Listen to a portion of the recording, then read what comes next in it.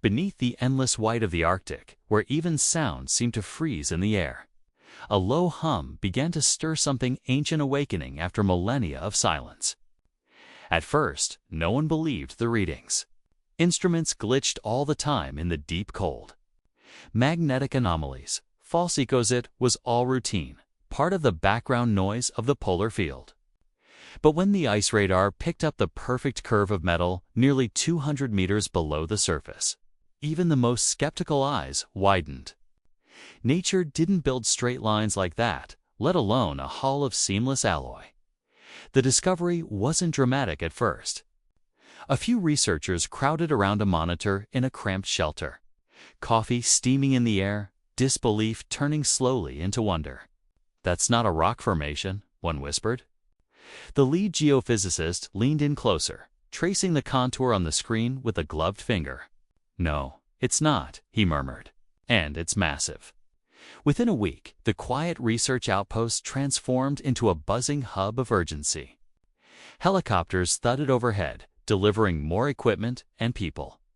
The world outside the ice station didn't know yet what was hidden below, but those inside the perimeter could feel the weight of a secret pressing down on them. It was as if the ice itself wanted to keep it buried. The excavation began with cautious precision. Teams drilled down layer by layer, the rhythmic vibration of machinery echoing through the frozen expanse.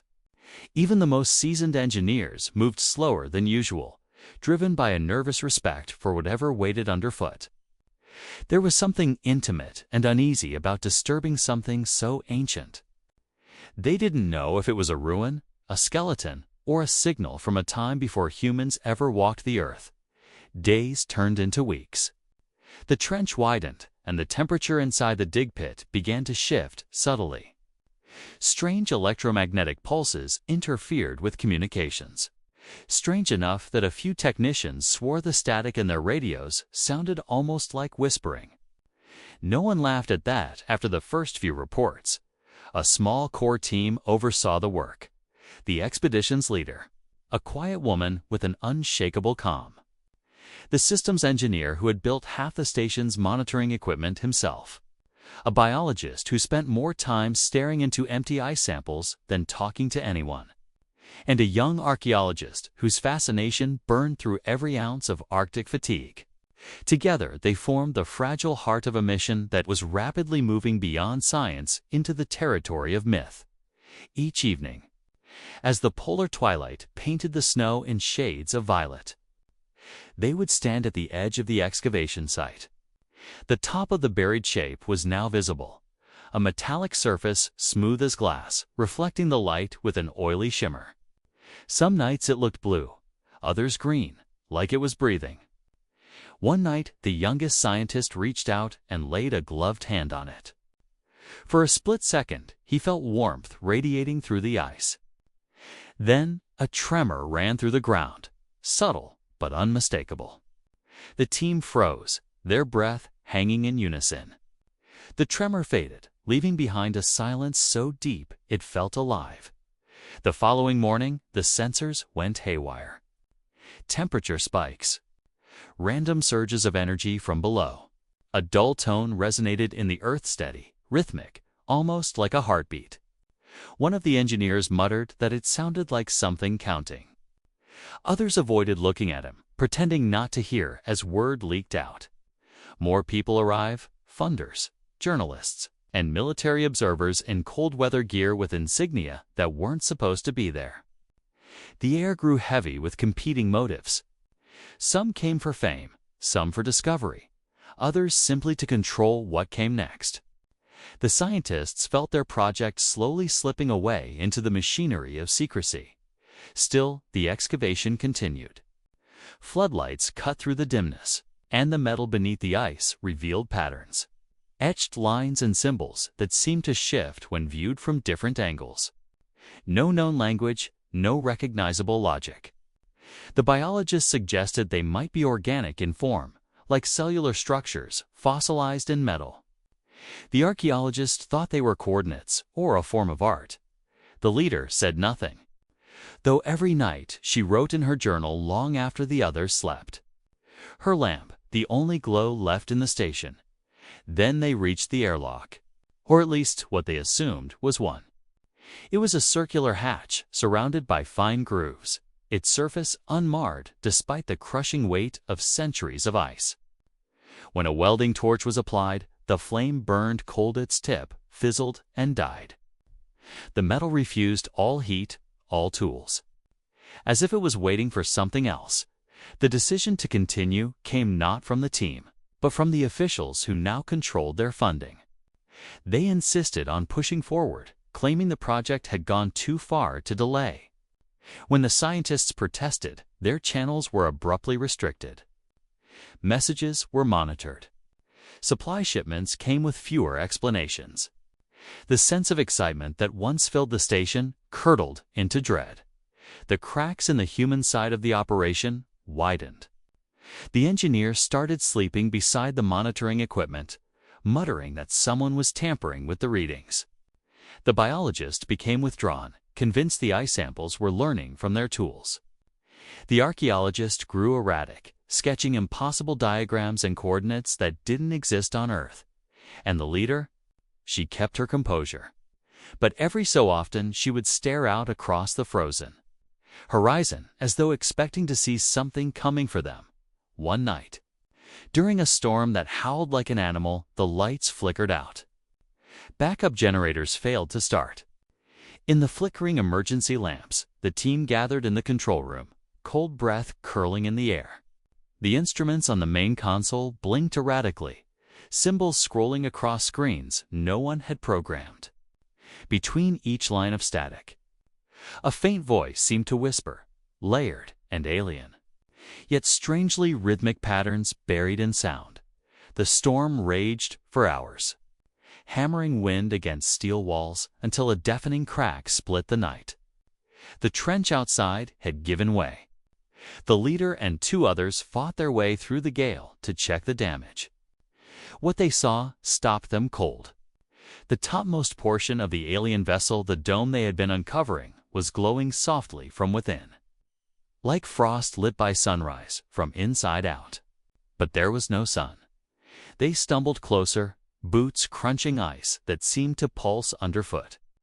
A line appeared across the hull, a narrow fracture widening with each beat of that invisible pulse. Frost hissed as steam rose into the air, swirling in ghostly patterns. The archaeologist dropped to his knees, whispering something no one could hear. Then, silence. The glow faded. The storm eased. The line of the fracture sealed itself again, leaving only smooth metal. The leader touched the communicator on her collar, but it sputtered useless static. She looked back toward the station, where faint lights flickered like uncertain stars. By morning, 2 members of the crew were missing. Their snow vehicles remained parked, untouched. Only their footprints led toward the trench end, ended abruptly at the edge. The search parties found nothing but a strange humming echo that bounced through the ice, impossible to trace. It was as if the missing had simply melted into the frozen earth. Over the next days, the project entered a grim new rhythm. No one spoke beyond what was necessary. Sleep came in brief. Uneasy hours haunted by vibrations felt through the bunk frames. Not heard, but sensed a low pulse threading through the bones. The scientists recorded the data obsessively, though the numbers began to lose meaning. Something deep beneath was awake, and its presence had nudged the human mind into disarray. The leader read and reread the logbook entries of those who had vanished, looking for clues. In the final note left by the younger scientist, the handwriting trembled. "It's not a ship. It's waiting." She stared at the sentence for a long time. Waiting for what? When the next tremor came, it was stronger. Deeper, a seismic event that should have fractured the entire ice shelf, and yet the ice held together as if absorbed. The instruments recorded an energy surge that didn't match any known physics. It wasn't destruction. It was communication. The leader stood at the edge of the trench again, wind picking up snow around her boots. The glowing pulse returned, stronger this time, matching the rhythm of her heartbeat.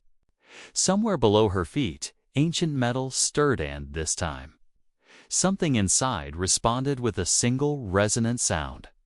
A sound that was not an echo dot, it was an answer. The echo of that deep, metallic sound lingered in the air long after it should have faded. Every sensor at the station flickered as if the entire grid had inhaled at once and then held its breath. The leader known around camp simply as the director stood motionless at the edge of the excavation pit, her breath catching in visible bursts. For the first time in all her years of research, she felt her scientific instincts scatter, replaced by something far older and more primal, awe mixed with unease. She took one step back and pressed the side of her transmitter again, but still there was only static, the kind that sounded almost alive when she returned to the main hub. The remaining members of the team were waiting, faces pale, eyes wide, the kind of quiet that carried more weight than panic. No one asked what the sound had been. Everyone had heard it. There was no need to explain. The engineer sat hunched over a panel of flickering monitors, trying to pull data logs before the power went down again.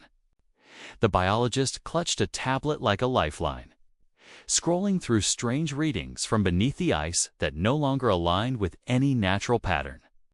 The archaeologist lingered by the narrow window, sketchpad trembling in his hands, jotting down fragments of symbols remembered from his latest inspection of the hull. The director steadied her voice as she called for everyone's attention. "Until communications are restored, we assume no outside support," she said. Her tone might have been firm, but her eyes betrayed exhaustion. "We stay focused. What happened out there is a response. Maybe mechanical, maybe environmental. We need to understand it." The archaeologist lifted his head. "It wasn't mechanical," he said quietly. "It was deliberate." All eyes turned toward him. He swallowed hard and glanced down at his drawings, pages filled with spirals and geometric forms. "These markings, they aren't just design. They follow a kind of symmetry pattern that corresponds to sound frequencies. It's like the ship, or whatever it is, communicates through vibration." The engineer rubbed his forehead. "You're saying that thing spoke to us?" "I'm saying it answered," the archaeologist replied. The biologist hesitated before adding, "The energy pulse we detected wasn't consistent with electronics. It carried organic resonance, like a heartbeat." The room fell silent again. Only the wind howled outside, pressing against the steel walls with long, mournful sighs. That night, sleep came uneasily. Every few hours the lights flickered without reason, and the hum through the floor returned steady, rhythmic, and patient. The director kept her journal close beside her bunk, jotting down every detail, no matter how small. She knew these notes might be the only record if the world above never learned what they had found under the ice. In the morning, visibility barely reached 20 meters. A fog had rolled in, a strange, low mist that moved against the wind. The engineer stepped out to check one of the external generators and froze mid-step. The ice around the trench had changed color. It shimmered faintly now, tinted with hues like distant northern lights captured beneath the surface. He called the others. The team gathered, staring wordlessly at the iridescence that rippled across the snow. The archaeologist crouched and touched the ice's edge with a gloved hand. "It's reacting to temperature," he whispered. "Or maybe to us." As the day went on, instruments began displaying readings that made no sense. Timestamps skipped entire intervals. Seismic sensors logged small bursts of energy that appeared and vanished in perfect rhythm. The biologist ran back and forth between devices, trying to stabilize them, her breath visible in sharp bursts. "It's changing the magnetic field," she said, half to herself, half to the others. "Nothing stays calibrated." The director studied the glowing ice. "This isn't just a wreck," she murmured. "It's a system." Later, when the wind calmed, she called the remaining crew inside for a closed briefing. They'd lost 2 people already. And while official reports would claim they'd gone missing in the storm, everyone here knew that explanation was too easy. The archaeologist wouldn't stop glancing toward the door as if expecting them to return any second. The director made eye contact with him. Until we understand what it wants, no one goes near that hall alone. But what if it's trying to talk to us? He asked quietly. The engineer scoffed, a sharp sound in the tense silence. We're scientists, not priests. Machines don't talk. They process input. The archaeologist looked back at him. So what was that sound then? Feedback. Neither spoke after that. As night returned, the air pressure dropped again, a sign of another storm building fast. The director stood by the window in her quarters, journal open, gloved fingers tapping the page. Her gaze lingered on the trench lights, the few that still worked, casting long, faint beams across the glowing ice. Somewhere inside that shell lay a story older than anything humanity could date. But there was something else, too. Something hidden in its silence. It wasn't just technology. It felt intentional. She turned off her lamp and stepped into the corridor, where the walls vibrated gently, almost imperceptibly. The hum now felt like a pulse traveling through the metal, steady enough that it almost matched her footsteps. She walked to the control room to check the readings once more. The archaeologist was already there, eyes wide in the dim light, staring at a live feed from a subsonic monitor. "It's copying us," he whispered as she entered. "The frequency spikes seats mimics the pattern of our instruments. Every time we scan it, it scans back." The director's hands tightened on the edge of the console. "You're sure?" He nodded.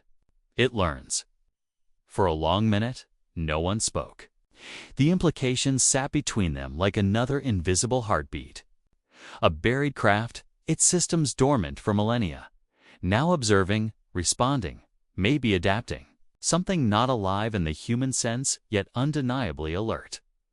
The following day, a new sound rippled across the ice field, a low, measured tone that didn't match wind or mechanical vibration.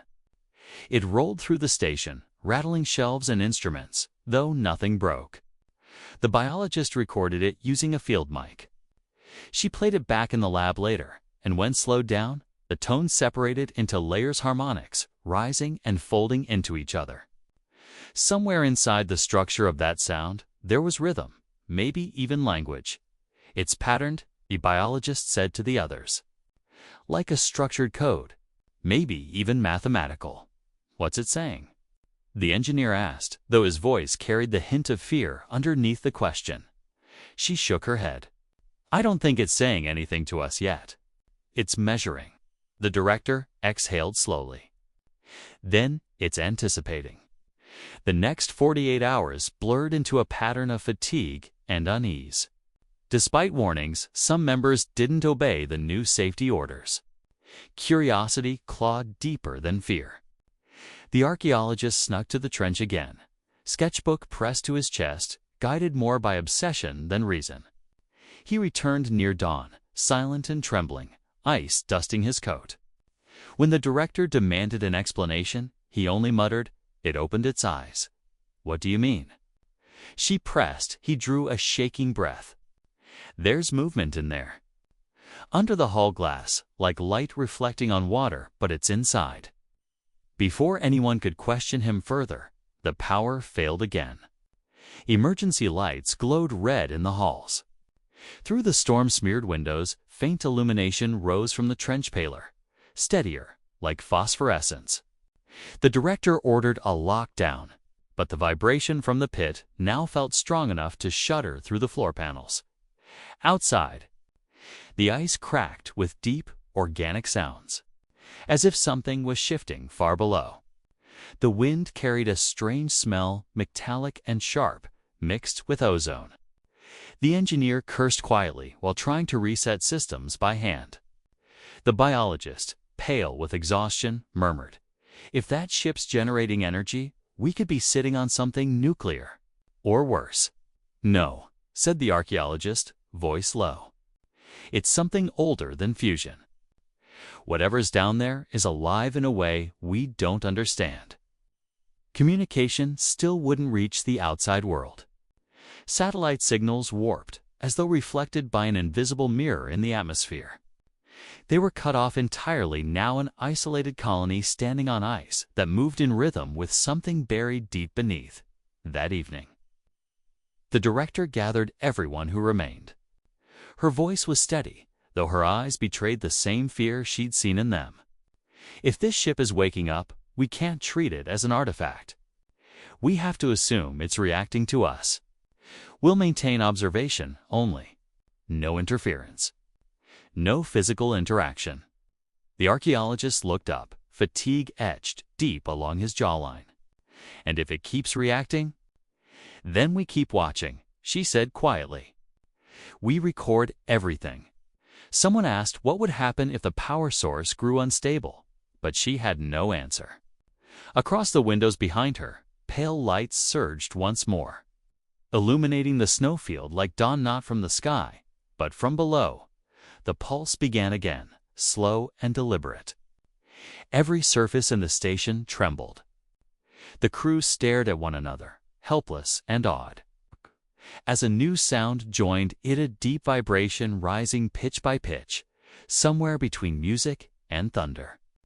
It filled the air with a resonance that made hearts race faster, mirroring the rhythm until it was impossible to distinguish between the pulse of the human body and that of the ship below. Then the lights flickered and steadied on a hue they hadn't emitted before, a soft blue that painted every face in strange calm. The archaeologist stepped toward the main window. In the trench, lines appeared on the hull again, glowing softly. This time, they didn't shift aimlessly. They converged into a single spiral pattern, one that mirrored the sketches he had drawn days ago without realizing what it meant. The sound changed again, forming a cadence-like breath.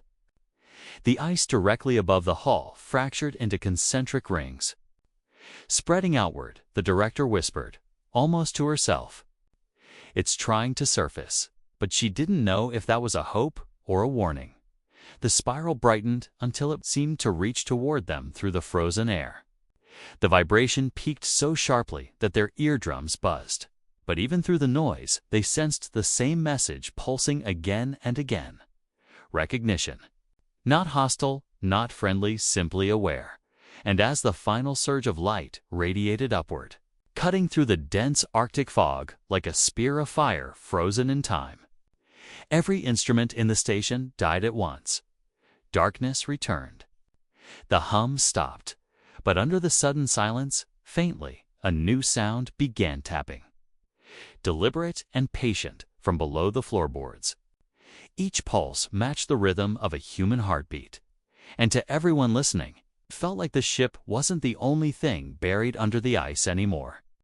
Something else had already come awake. The tapping didn't stop. At first, it sounded like a glitch and echo through old pipes or shifting ice, but soon it fell into a rhythm too steady, too intentional. The director woke before dawn to find the others already huddled in the control room, or drawn by the same unnerving pulse echoing up through the floor. It was slow, measured, and soft, as if whatever was beneath them was waiting for acknowledgement. The biologist sat with her hands over her ears, whispering things under her breath just to drown it out. The engineer kept checking the diagnostics yet again. Though every readout confirmed what no one wanted to accept, the tapping matched the frequency of a heartbeat. Not human, not precise, but organic in some other scale of life. The archaeologist, always half inside his own thoughts, muttered, "It's answering the silence we left last night. This is contact." The director set a mug down on the console, steam curling in the cold air. "We didn't say anything," she said quietly. "That's the point." The archaeologist replied, his voice low but sure. "It's listening to the quiet. It knows we're here." Outside, the Arctic storm had settled into a dense calm. No wind, no snow, just pale gray spread endlessly in every direction. The trench glowed faintly even through the mist. That glow shouldn't have been visible at all in daylight, yet there it was, an eye under the ice refusing to close. The director gave orders to seal off the excavation area. She couldn't bear to admit it out loud, but whatever was happening out there was rewriting every rule she understood about material science, about life itself. Yet the order barely lasted a few hours before friction began breaking the fragile discipline of the crew. Tension had replaced curiosity as the fuel of this mission. The engineer believed the ship was a source of limitless clean energy, something humanity could harvest and use. "We can't just sit here and observe forever," he argued. "That power could change the world. We have to understand how to control it before someone else finds out." "You think you can control it?" the biologist snapped. "We don't even know if it's alive. What if we're inside its body? What if what we've been calling a hull isn't a machine at all?" "It's metal," the engineer insisted. "I've run the samples." "Samples that changed chemical composition after extraction," the biologist reminded him. "It's reorganizing itself." Their voices rose until the director intervened sharply. "That's enough. We'll focus on gathering data, not dreams. And no more unsanctioned contact." The archaeologist sat back, silent but restless. His eyes darted to the dark corridor beyond the lab's glass. "You can forbid contact," he said softly, "but what happens when it decides to contact us?" That question hung in the air long after the argument died. Over the next days, the crew tried to maintain order through routine. Logs were documented, samples tested, equipment recalibrated. But the environment itself had changed. Compass readings spun uselessly. Digital clocks drifted seconds each hour, some forward, some backward. The biologist reported a strange shift in oxygen density inside the station, minor increase not explainable by machinery. "It's subtle," she said. "Like something's changing the atmosphere, almost preparing it." The archaeologist began writing again, sketching the sequences of symbols he'd seen reflecting on the hull.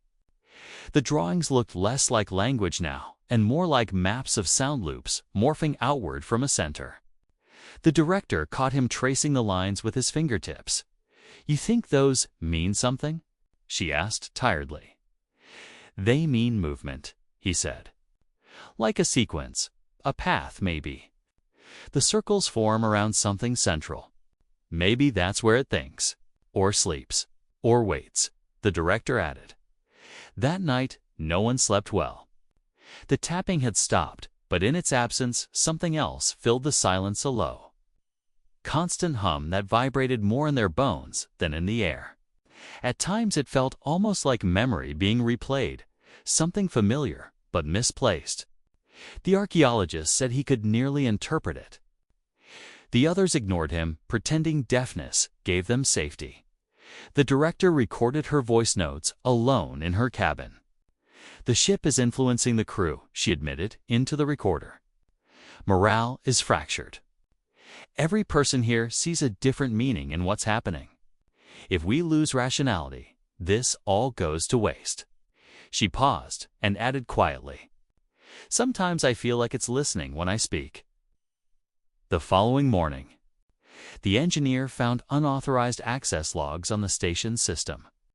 Someone had used the transmitter during the night to attempt a long-range broadcast. He confronted everyone. No one confessed. But the archaeologist's drawings had new, complex patterns on them, patterns that resembled data bursts rather than art. The director confiscated his notebook, though she could not bring herself to destroy it. Meanwhile, the biologist made a discovery that deepened the mystery. The samples she'd been testing were no longer inert metal. They contained traces of carbon sequences that resembled DNA strands, though infinitely more complex. "It's alive," she said to the director, her voice trembling with both fear and fascination. Or it was.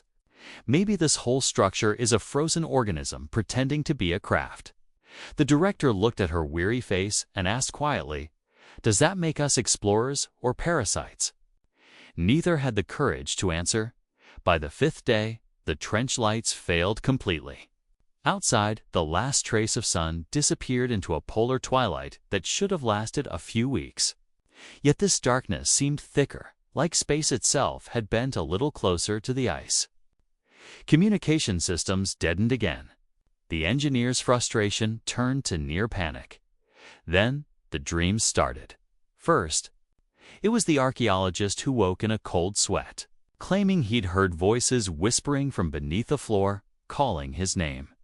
Then the biologist began describing shapes impossible geometries seen behind closed eyes. Even the director started sensing patterns in her own heartbeat, as though it wasn't entirely her own anymore. No one talked about sleep deprivation. They clung to data instead, yet the charts betrayed their belief. Frequencies from beneath the ice now pulsed at intervals identical to human rest cycles. The ship had tuned itself to their biology. At dusk, alarms blared through the facility. The automated monitoring station detected seismic movements, something immense shifting below the trench. Snow exploded upward in a deafening eruption before freezing mid-air and falling in glittering chunks.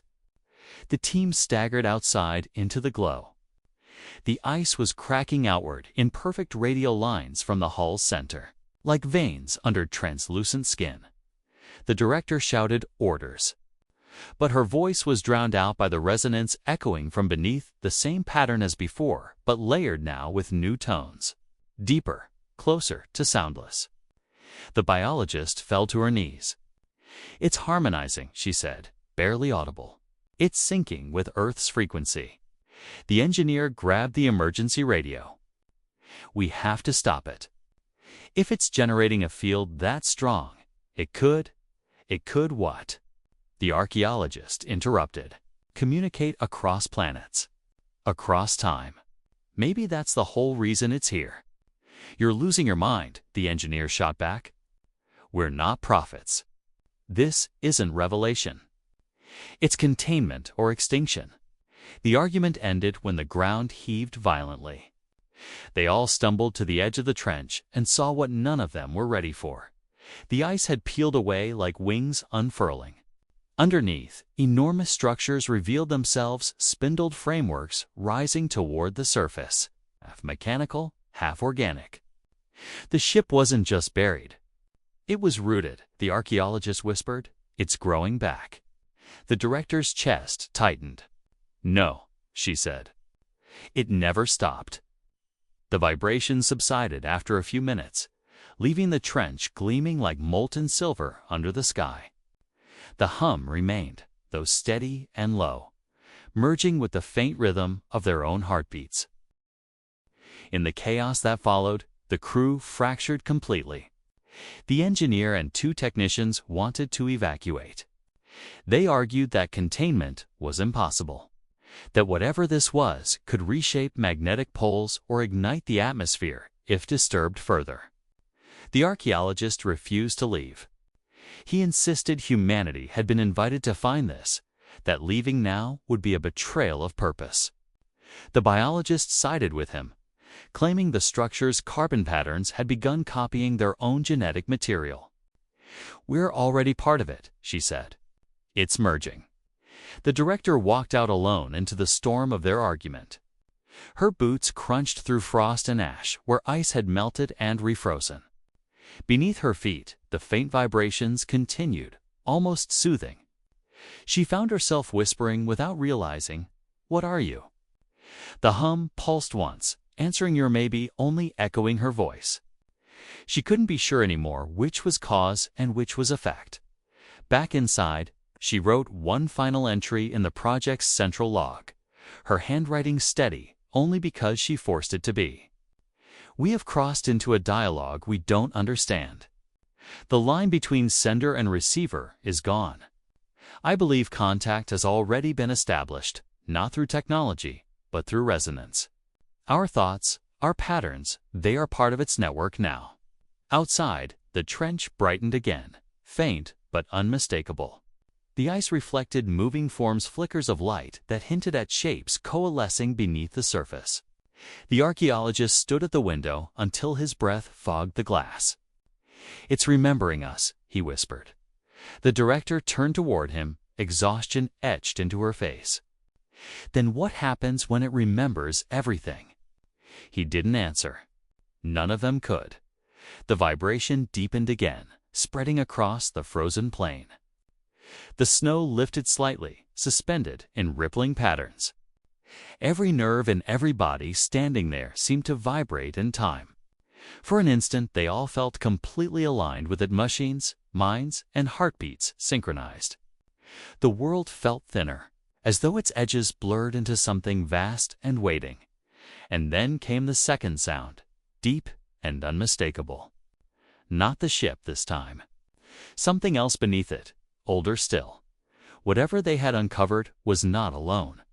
The new vibration was colder. The first one had been enigmatic, even almost melodic.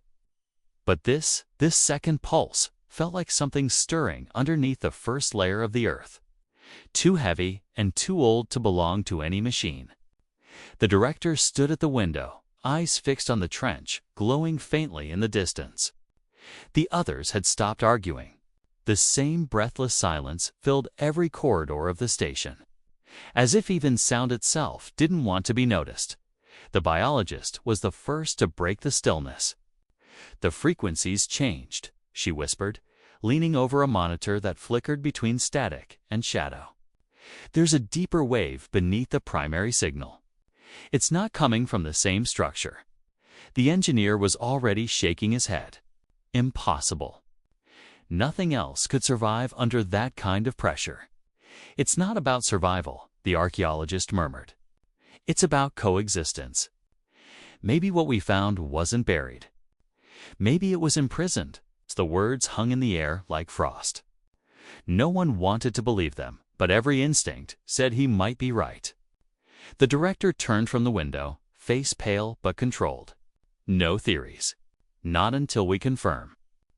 Get the scanners back online." "The scanners won't hold 10 more seconds of interference," the engineer said bitterly. "They burn out faster every time that thing moves." "Then modify them," she said. "Get creative. Just get me eyes underground." The engineer swore quietly but went back to work. His movements were sharp, mechanical, fueled more by disbelief than hope. Meanwhile, the archaeologists began sketching in the dim light again, circles around circles, expanding in uneven spirals. "It's like two entities," he whispered, not meaning for anyone to hear. "One watching, one sleeping." Hours passed under dim red lights while outside, the twilight deepened to absolute black. The Arctic silence pressed closer. Even the air felt thinner, more oppressive, laced with static. The engineer finally muttered, "Got it?" and the image flickered to life, a grainy, ghostly scan that made everyone lean forward. At first, it was just noise blurs of electric current twisting in waves, but gradually shapes formed.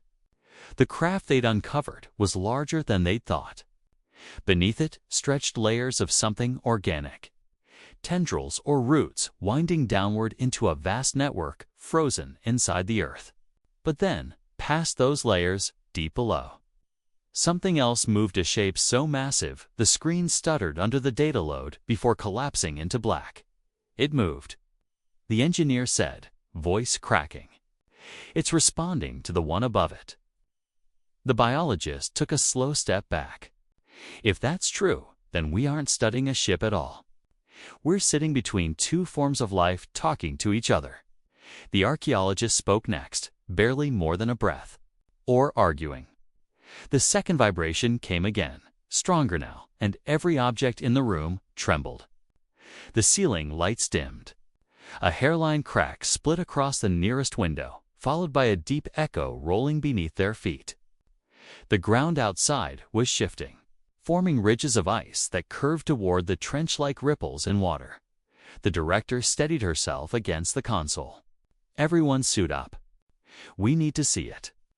If this gets worse, we won't have time for another window. No one wanted to go, but none could stay. They moved quickly, dressing in their heavy thermal gear, attaching lights and cameras to their shoulders. The station doors groaned open to a world that had gone unnaturally still. The sky glowed faintly, not stars, but reflections from beneath the ice. Like the world was being lit from below. They trudged through the snow toward the trench. Every step felt like walking on the chest of a sleeping giant. The glow beneath the ice shifted colors: blue, fading into green, then gold, then something beyond color entirely. Steam rose in slow spirals, and the air vibrated softly, resonating in their chests like another heartbeat. The trench had changed. The hull of the buried craft was no longer smooth. It rippled slowly, as if the metal was breathing. And from deep below, the second sound grew louder, slow. Rhythmic grinding that carried the pressure of mountains. The archaeologist aimed his light down into the crack forming at the farthest edge. "It's opening," he said. "Something underneath is pushing upward." The biologist stumbled slightly. "We need to back off. Right now." "No," said the director. "We hold our ground. We observe." The ice moaned and split a few meters away, exposing another layer beneath the first hulls, something darker, slick with frozen mineral deposits. It wasn't solid metal this time. It was a surface that looked almost like skin. The biologist stared, her breath hitching audibly. "That's tissue," she said hoarsely. "Those cells, those are biological structures." The engineer cursed under his breath, aiming his light nervously into the chasm. "So what's the metal part for? Then armor. Or a cage." It was the archaeologist who answered, voice trembling but certain. "The ship might have been built to keep it contained." The ground heaved again, stronger this time, enough to knock them to their knees. The hull shuddered, light searing through cracks like veins of fire. The deeper sound answered again, slower but filled with bone-deep power. It felt like listening to two enormous hearts calling to one another. Across the planet's crust, the director shouted through her radio, "Get readings." Now the engineer was already scanning. Energy output just doubled. It's feeding off radio signals, our signals. The vibrations rose in pitch. For a breathless moment, it seemed like the ice plateau itself was vibrating as a single body, its language stretching beyond sound into the air, the ground, the blood in their veins. The archaeologist began murmuring the symbols again, his face pale and drawn. His voice matched the rhythm of the hum, unconsciously. "Stop that." The director snapped. "Concentrate." But he couldn't stop. "It's not noise," he whispered. "It's instruction. They're synchronizing. They're calling something here." The biologist took his arm, shaking him hard. "Calling what?" Before he could respond, a column of light erupted from the center of the trench, piercing the fog and vanishing into the sky. The snow around them melted in seconds, and ice began fracturing in massive rings, spreading outward. Gravity itself seemed to tilt. The crew collapsed into the snow, clutching their helmets as the air thundered with both frequencies colliding, one high, one enormously low, tearing through everything in between. The director forced herself to stand. "Back to the base," she shouted over the noise. But her voice was swallowed whole by the sound. She dragged the biologist to her feet and pulled her toward the station. Each step through sinking snow, like wading through quicksand, behind them. The archaeologist stood motionless, his gaze fixed on the light. His face was illuminated in shifting colors, his expression a mix of fear and rapture. "It's showing us," he whispered to no one. "It's remembering everything that ever touched it."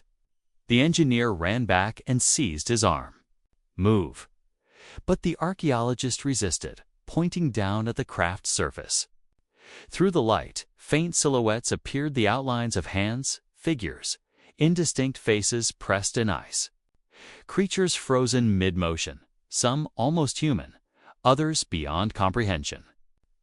The archaeologist's voice broke. They weren't explorers. They were the first ones who found it. The tremor deepened, splitting the trench in two. The glow now reached miles outward, visible even through the dense fog. Inside the station, alarms blared, systems failing one by one as magnetic readings surged beyond measurable range. The world was flickering between two different eras of existence, light and dark colliding in invisible waves. After what felt like an eternity, the sound cut off. The silence that followed seemed even louder. Then the snow began to fall again, slow, delicate, whisper soft. The world looked the same, but the air was wrong, as if the gravity that held everything together had been slightly rewritten. The team stumbled back inside, half-blind, faces white with exhaustion and fear. Instruments sparked, lights dimmed, but the hum under the floor persisted steady, even gentle, as if consoling them. The director collapsed into a chair near the comms board. "We're leaving," she said flatly. "All of us. We've done what we came to do." The engineer didn't argue this time. "We'll have to go on foot. The vehicles are frozen solid." The archaeologist finally looked at them.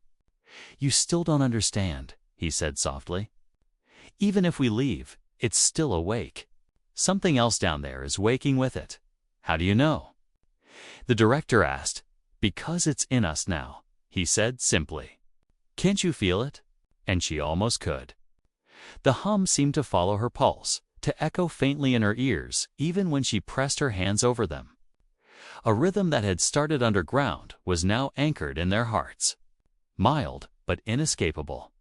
Outside, faint lines of light crept once more across the ice, forming that same ancient spiral pattern, spreading outward until it seemed to cover the entire visible horizon.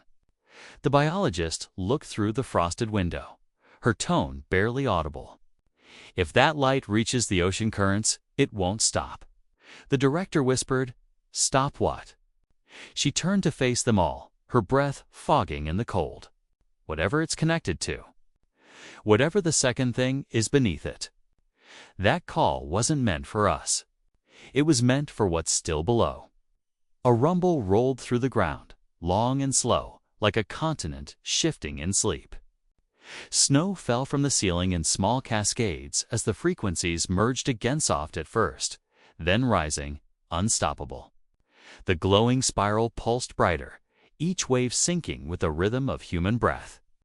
The rhythm of gravity itself. The director closed her eyes against the searing light and felt the vibration pass through her chest, each pulse stronger, closer, deliberate.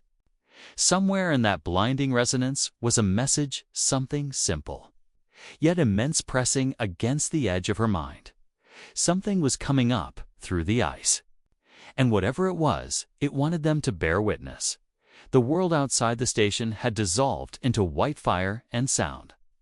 The glow rose through the ice like dawn beneath a frozen sea, flooding every surface until the station seemed to float between sky and ground. The director held her eyes closed, arms braced against the trembling wall, feeling the heartbeat of the earth thrum through her bones. The vibrations came faster, as though something enormous was breaking free. She forced herself to move. "Everyone to the bunker," she shouted, though her voice was swallowed in the resonance. The others stumbled toward the reinforced lower decks, their faces pale with that stunned expression of people too far past fear to react properly. The engineer supported the biologist, who was barely conscious.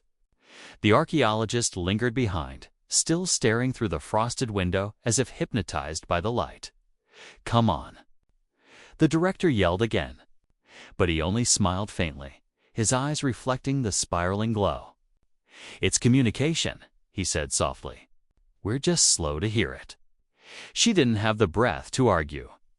The floor buckled, throwing her forward, and she caught his arm, dragging him bodily toward the stairs. The hum inside the air had turned to thunder now, but when they reached the lower chamber, it suddenly changed. It quieted. Slowly, carefully, like something vast taking a breath for the first time in centuries. For several minutes, no one dared speak. The only sound was their ragged breathing and the faint hiss of melting frost falling from the ceiling.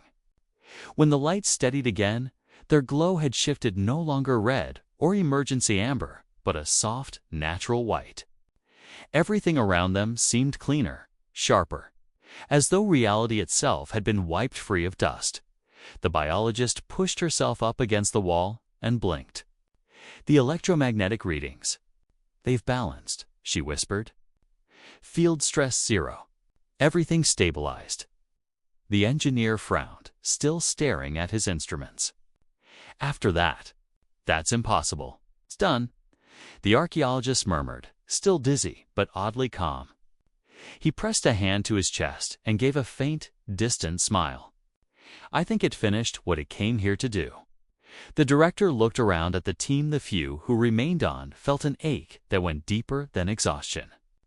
The sharp edges of fear had worn down into something quieter. Reverence, maybe, or grief.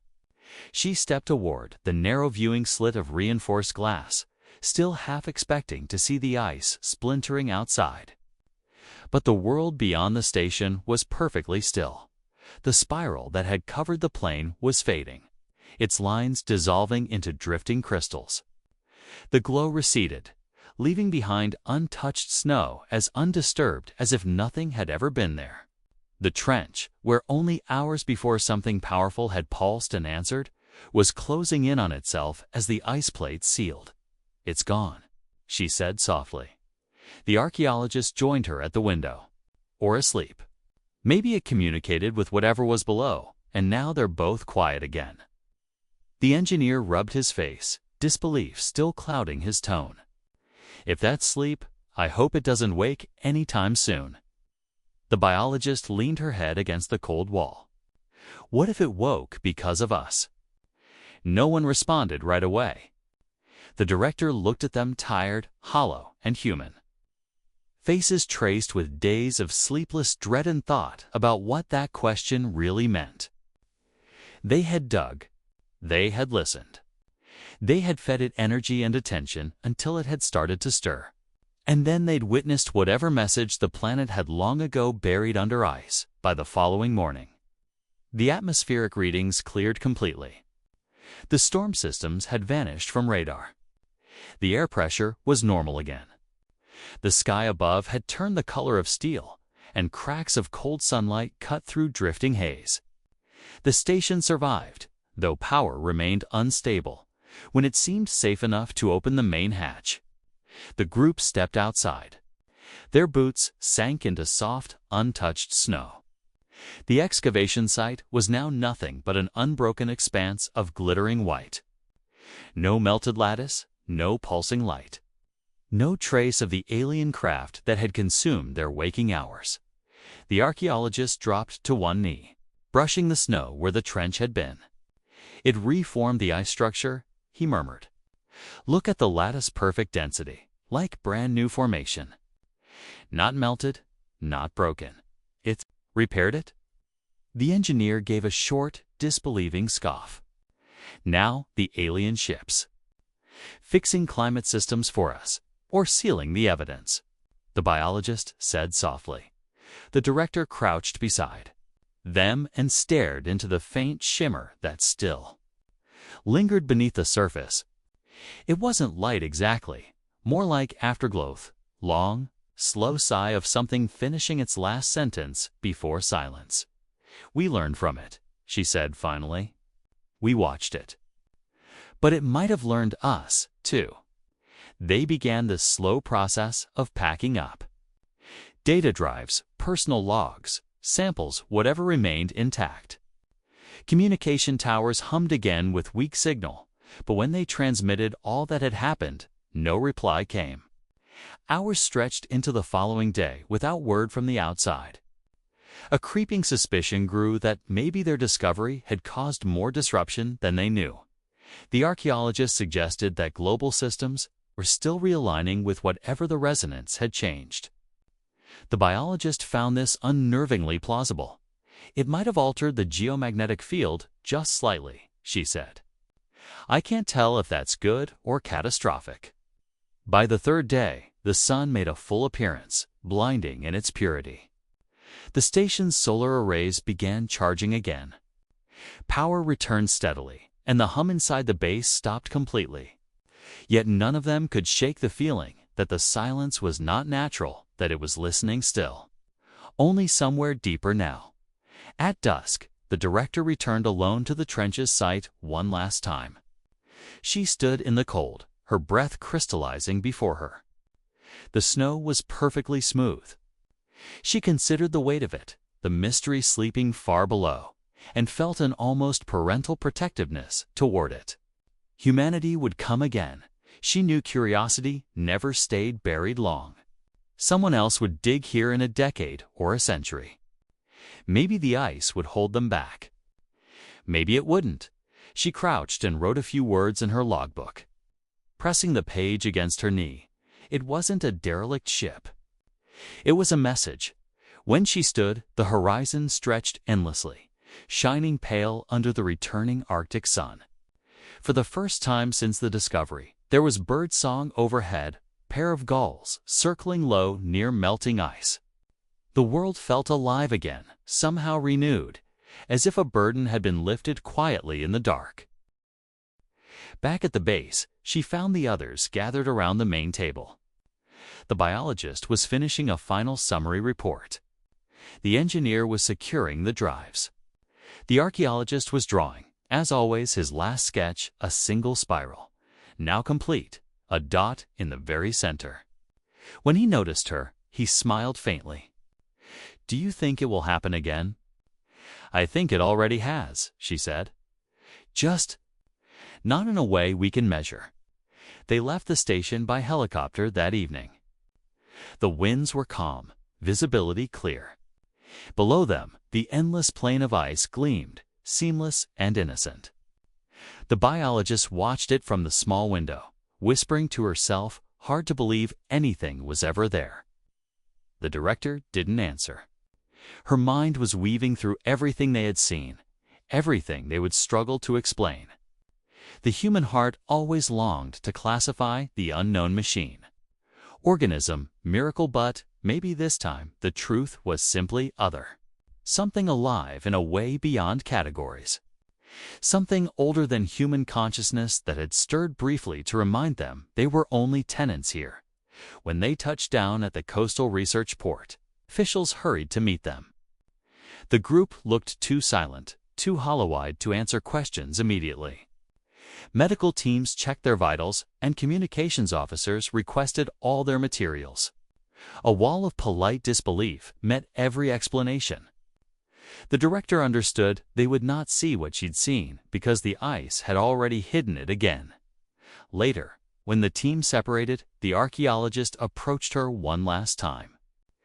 You're going to write your report carefully, he said. Yes, and you're not going to include half of it. She smiled faintly. Would you believe it if you hadn't been there? He laughed quietly. No, but I'd still want to. They shook hands, and his expression softened. You think it wanted us to find it? The director glanced toward the vast northern horizon. I think it wanted to be remembered, she said. Weeks later, satellite data recorded faint electromagnetic patterns still circulating under the ice near the site, barely noticeable. Like heartbeat echoes fading into the distance. Scientists labeled it an anomaly and moved on. Weather patterns over the region stabilized, cleaner air currents forming for the first time in decades. Quietly, almost reverently, the world continued turning. The director kept her notes in a sealed box. Some nights, she would wake suddenly to silence darker than usual, and feel an almost imperceptible hum beneath it, something no machine could detect, but that her body remembered clearly. It wasn't frightening anymore. Instead, it felt like acknowledgement, as though some vast intelligence beneath. The frozen crust had marked them not as intruders, but as witnesses. On her final page, she wrote, "We came searching for life and found history, just not the kind that needed our discovery." The ice remembers better than we do. Maybe that's mercy. And when she turned off her light, the last sounds in the distance were ordinary again-wind. Waves, the soft creak of a planet still alive. The mysterious heartbeat had gone still, resting again beneath miles of Arctic silence. But she knew, as surely as the cold still bit the air, that nothing sleeping that deeply ever truly sleeps forever.